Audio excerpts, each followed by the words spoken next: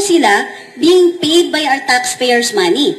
Pero gusto nila limitahin yung karapatan na yon under the guise of fake news. O sige, fake news, hindi man nila ma-define ang fake news.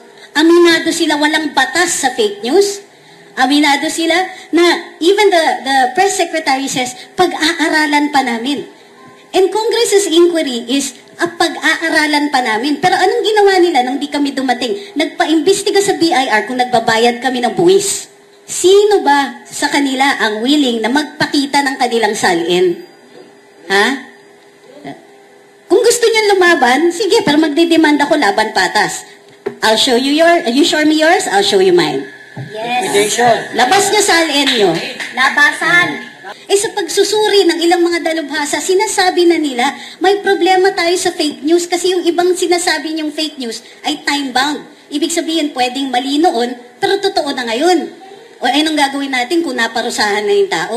Ang nakikita natin dito may disparity, may pagkakaiba. Congressman yung kalaban namin dito. Ang isang kongresista, bukod sa bahagi siya ng isang body, ng legislature na may power of the purse, may power gumawa ng batas, may influence, may mandato, may power to cite in contempt, may power, madami niyang powers. Kami, ang sinasandalan namin ay ang aming mga karapatan sa ilalim ng saligang batas.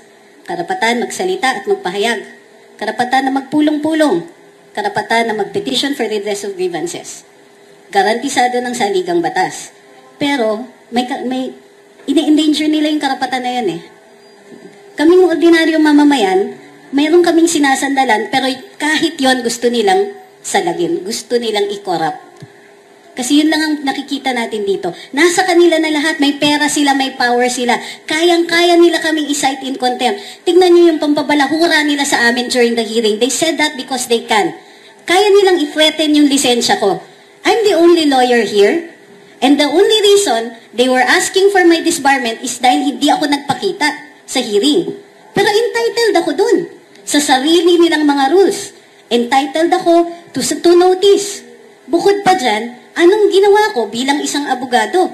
Kinwestiyon ko ang legalidad ng hearing na yon, which is my right as a citizen. Pero, isa sa usapan dun, pag-aralan natin paano natin ito padidisbar. And they said that in the safety of their parliamentary immunity. Bukod pa dyan, Paduano, Congressman Paduano. And then, Congressman Barbers also says, she's a lawyer. She should be advising her friends what to do. Talaga, tinuruan mo pa ako? What about you, Mr. Barbers? You aren't a lawyer. Why do you presume to know what I can and cannot do? Baka gusto niyong i-look up yung ambulance chasing. But he said that because he can. Stupid. No matter how uninformed. Stupid. Thank you, Mark. No matter how uninformed.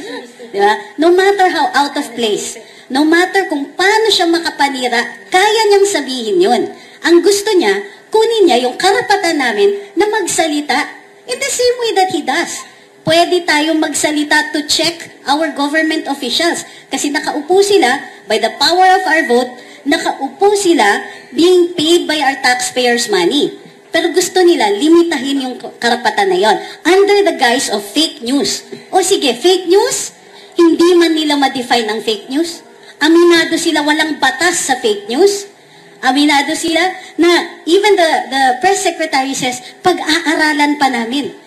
And Congress's inquiry is, pag-aaralan pa namin. Pero anong ginawa nila nung di kami dumating? Nagpa-imbestiga sa BIR kung nagbabayad kami ng buwis. Tayo ba may power to do that? Taxes, our tax returns are confidential in nature. In the same way na pinakialaman ng mga kongresista ang COA reports tungkol kay Vice President Inday, na confidential habang hindi pa tapos yung pagsusuri, gayon ang ginagawa sa aming tax returns.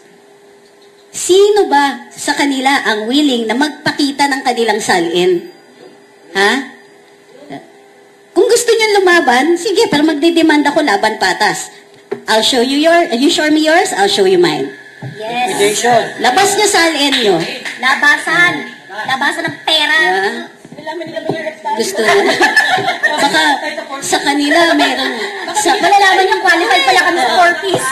ipapasok tayo sa Batis. Sila may hidden wealth, kami may hidden poverty. Ano ba? Unexplained poverty.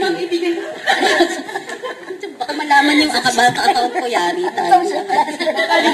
Social climber pa. Bukod sa silent, may liquidation din, ha? Ayun. Ay, nga pala. Habang nandito na rin lang tayo, labas nyo na rin kung paano nagka-blanco yung BICAM report. Ang dami ninyong gustong kalkalin sa amin from the safety of your immunity.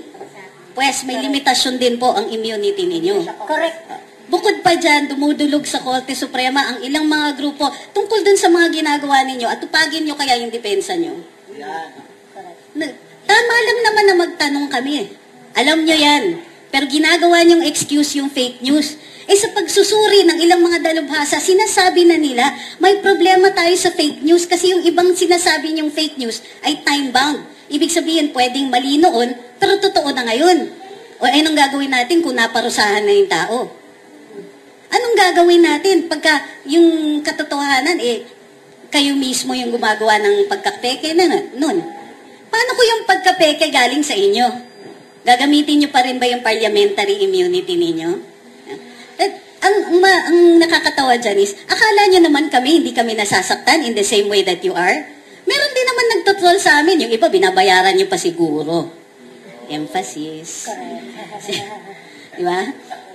Diba? Paano kung may mga ganun? Ensaymada.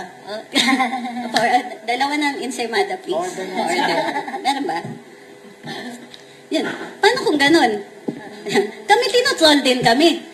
Pero hindi kami pikon katulad nyo. And in fact, alam namin na kaya lang ninyo ginagawa yan because you are enjoying your power a little too much. Kaya kami nagsasalita because you're enjoying your power a little too much. Doon kayo sa enjoying parte. Nasaan yung serbisyo? Kung may nakikita kaming serbisyo sa inyo, ang dali sabihin na, kawawa naman si Congressman, sige, hayaan ko muna ngayon kasi maganda naman yung mga pinasa niyang batas wala nakikita ko yung GAA na pinasa ninyo In 2024 and 2025. Kala niyo nakalimutan namin yung almost 800 billion pesos na ayuda? Hindi. Mr. Congressman, parang parang yung sinasabi ninyo sa amin, kaya niyong magsalita, dito kayo magsalita sa amin ngayon.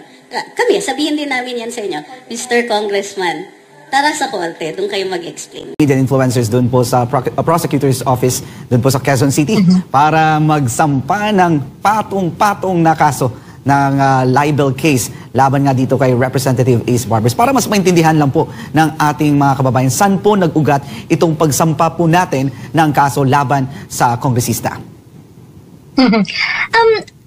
Sir Jason, kasi na-dilute na yung issue tungkol sa fake news. And kung ang question mo is ano yung pinag-ugatan nito, I think ang talagang pinag-ugatan nito is yung deliberate na pangbobobo ng Kongreso sa mamamayan Salita sila ng salita, sabi sila na sabi about fake news, itigil ang fake news, ganyan-ganyan. Kailangan imbestigahan ng mga law enforcement, ang mga fake news peddler, ganyan-ganyan. They try to make it as if fake news is, parang de facto na dapat pag may fake news, it's a crime, managot, and things like that. And it really, it is really something that deliberately done para meron silang mausig na mga individual. And itong sinampa naming kaso, alam namin na, itong mga kongresista na to, hindi naman yan yung hindi naman yan yung parang magla-libel o maninira or magbabagsak ng kalaban nila ng direkta or ng parang, simple. Kasi when you say libel, when you say ganyan, may mga elemento yan At later on, labanan niya ng facts. But yung kasing kanilang paggamit at pamumroblema sa fake news, yung concern nila sa fake news ay napaka-fake. Sinasabi ko to kasi, unang-una, never na nangyari sa Kongreso na dinefine nila kung ano ang fake news. Ano may fake news na tinutukoy ninyo? Kasi kung gusto ninyo na ipakulong ang lahat ng tao na nagfe-fake news, mayayari tayo dyan. Kasi baka pati yung mga magulang natin na fake news yung mga anak nila tungkol kay Santa Claus. Mapakulong ninyo ng walang kalaban-laban. What exactly is it that you really want to penalize. And then, of course, with their series of actions, na-realize natin, actually, hindi naman talaga nila problema ang fake news eh. Ang problema nila, yung mga critics na hindi nila masagot. Yung mga nagsasalita, nagpapahayag, nagbabalita na hindi nila masagot. It started with, you know this very well. It started with SMNI. Alam natin kung ano lahat alam natin lahat kung ano ang inabot ng SMNI. Tinanggalan kayo ng boses at ng prangkisa and everything, ganyan. What they're doing to SMNI, they're doing now to the vloggers. And like I said, hindi naman yung fake news talagang problema nyo dito eh. Hindi nyo lang mautusan yung SMNI, hindi nyo lang mautusan yung mga vloggers, diba? Na sabihin yung gusto ninyong marinig. At hindi nyo masagot yung mga tinatanong namin. Remember, it started with a question. Saan galing, paano nyo ginastos yung travel budget ninyo? Saan napunta ang travel budget ninyo? It started from there. It was a question that cannot be answered by these people in the House of Representatives, no? And so, itong kaso namin, same modus operandi. They try to make fake news kasi itong mga vloggers na to nagpapakalat ng fake news ganyan, but they cannot really identify ano ba talaga yung fake news dito. Ano ba talaga yung ano ba talaga dito yung krimen na ginawa namin, 'di ba? They would say na hindi naman kasi kayo dyan, hindi naman kayo na-identify, hindi naman kayo pinangalanan or whatnot. In the future, I cannot really talk about the details of the case, but it's going to be a question of fact. When we are being associated to narco vloggers, to pogo paid vloggers, and publicly, we are being associated dito sa mga ganitong bagay, because of Ace Barbers. Wala namang ibang reason yan eh. Dahil sa privilege speech yan, doon naman talaga nag-ugat yan eh. And the actions that are surrounding it. So, yan talaga ang basihan ng aming action because we feel that we are targeted. And like I said, this specific, this appreciation that we are being targeted is not something new. Ginawa nyo na to kay Dr. Rainbag Badoy, kay Eric Selly sa SMNI, kay Pastong Kibuloy, to other critics also na na hindi nyo gusto. Recently, Attorney Respicio, that's what you did also. So, yun nga we are fighting back because we want this madness to stop. We want to push back. Hindi po pwedeng ganto-ganto na lang tayo araw-araw. Pag hindi nyo trip, didikdikin nyo. Ayan. Tapos ma'am, yun nga, yung kaugnay po dito sa pagtawag po sa inyo at pag-akusa na mayroon kayong direktang koneksyon sa Pogo at tinawag pa kayong mga narco vloggers. Last night, yung isang gabi ay nagkaroon tayo ng press conference at na ipahayag nyo nga bawat isa na medyo naapektuhan, hindi lang medyo, naapektuhan talaga yung reputasyon at maging yung pamilya ninyo dahil po dito sa walang batayan na akusasyon ni Ace Barbers. Correct. And, sasabihin, we can take bashing. Okay? Walang problema if, ordinaryo yung tao lang si Congressman Ace Barbers eh. Pag bashing asaran online, there is some mataas ang threshold namin dyan bilang someone na laging naka-live and my style of vlogging is really, I can get really confrontational. So sa akin, mataas yung threshold ko sa mga ganyan sa totoo lang. But the difference here is that si Congressman Ace Barbers ay napakaraming powers. Meron siyang whole institution under his beck and call to do what he wants. And lead all the resources to unjustly pin us, to unjustly ruin our reputation in a way that we've seen libel na kinokonduct in this very, very sophisticated way. Ganon. Ang difference kasi, ang kakaiba lang kasi dito, Sir Jason, no? Wala kasi ni Congressman Ace Barbers, lahat ng kausap niya, walang utak. Akala niya, pwede niyang gawin at itago yung intention nila nang hindi mabibisto. Like I said, itong kaso namin, this is going to be a battle of facts. At ready kami dyan. So, sa mga susunod na araw, sa mga susunod na linggo, let's see how it is going to roll. But ang daming mga naapektuhan dito sa mga ginawa ng House of Representatives. And basically, what we wanted to say is that while the power of the House of Representatives is very, while it has a very wide latitude sa kanilang pag-exercise ng kapangyarihan, yung power to legislate to inquire in aid of legislation is really, really very broad. It doesn't mean that you can just trample the rights of constitutional rights of ordinary citizen. So, hindi katanggap-tanggap na i-flex nila yung mga muscles nila para lang sirain yung reputasyon ng mga tao na hindi nila kasundo, na kinikriticize sila. Because, tawag dito, Sir Jason, Sir MJ, no? Ako, I am raised by, very hardworking parents. Ang panlaban lang talaga namin sa buhay is that lumaban ng patas. Wala kaming connection, wala kaming kilalang mga matataas na tao na magbaback up sa amin or things like that. Pinalaki lang talaga ako na pinalaki lang talaga ako sa katapatan at sa hard work. Na wala kang ibang aasahan sa buhay mo kundi ang pagtatrabaho ng tapat at pagtatrabaho ng masipag. Pagkatapos, you have people like Kong Barbers na nasa pwesto, may kapangyarihan, ang daming resources, and is just going to irresponsibly say and talk about narco-vloggers, pogo-pig vloggers, ganyan. It's unfair eh. Hindi yun po pwede eh. And, sabi ko nga, mataas ang threshold ko sa mga bashing, pero this is a whole lot of, level ng pambabalahura. Kasi, yung pambabalahura na ginagawa sa amin, gamit pa yung kapangyarihan, gamit pa yung resources ng bayan. The wrong here is embedded in so many layers that we cannot just take it sitting down. Pinag-uusapan nga namin to, hindi po pwede to eh, na grabe yung pagdikdik sa atin na para bagang yung tinatago pa nila yung talagang totoong intention nila, yung meron mga paganan-ganan pa ng mga ng mga remarks na kunwari hindi naman talaga kami target, ganyan. Pero at the end of the day, sabi ko nga, labanan ng pruweba ito. At yung mga bagay na yon, iwan natin sa korte sa mga susunod na linggo.